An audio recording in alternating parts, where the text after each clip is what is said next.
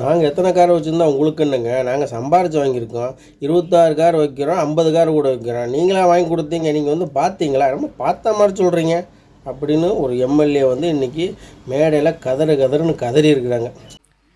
என்னமோ இன்னைக்கு ஒரு நியூஸில் வந்து 26 கார் வச்சுருக்காங்க, வண்டி வச்சுருக்காங்க, அதை வச்சுருக்காங்க, இதை வச்சுருக்காங்க, மக்கள் வரி பணத்தை வந்து தூக்கி சம்பாதிக்கிறாங்க பிடிக்கிறாங்கன்னு யாரையா வந்து பார்த்தீங்க நீங்கள்?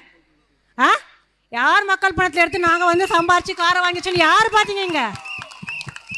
ஒவ்வொரு தடவை சொல்லும் போதுமே விரிவான உங்ககிட்ட என்ன ஆதாரம் இருக்குது, எங்கள் அமைச்சர்கள்கிட்ட கேட்க தெரியல உங்களுக்கு, ஆதாரத்தோடு பேசுங்க அப்படின்னு சொல்லிட்டு.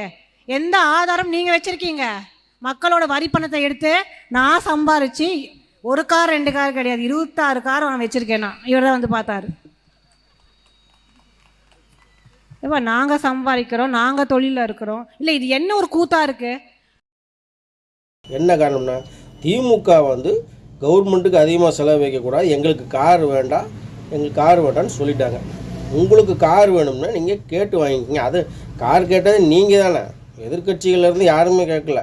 ஆளுங்கட்சியை சேர்ந்த தமிழக வெற்றிக் கழக எம்எல்ஏக்கள் தான் கேட்டிருக்கீங்க. உங்கள் அண்ணனும் வந்து வாங்கித்தரேன்னு சொல்லிக்கிறாரு.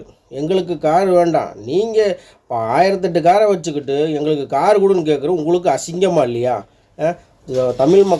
தமிழ்நாட்டு மக்களோட ₹1 கூட நான் தொட மாட்டேன், மக்கள் வரி பணத்திலேருந்து ₹1 கூட நான் எடுக்க மாட்டேன் அப்படின்னு சொன்ன உங்கள் அண்ணன் இன்றைக்கி எந்த பணத்திலேருந்து உங்களுக்கு கார் வாங்கி தரேன்னு சொல்கிறார்?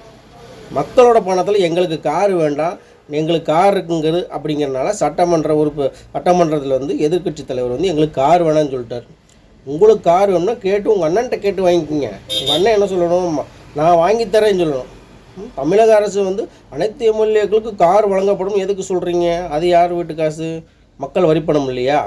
இப்போ எதிர்கட்சிக்காரன் கதறுவான்னு பார்த்தா இங்கே மேடையாக போய் ஆளுங்கட்சியை கதறிட்டு இருக்கிறீங்க. இதிலிருந்தே தெரியுது நீங்கள் தப்பு பண்ணுறீங்கன்னு. ஊரா வீட்டு காசுல எடுத்து உங்கள் வீட்டுக்கு ஸ்வீட் செய்யாதீங்க. ஸ்வீட்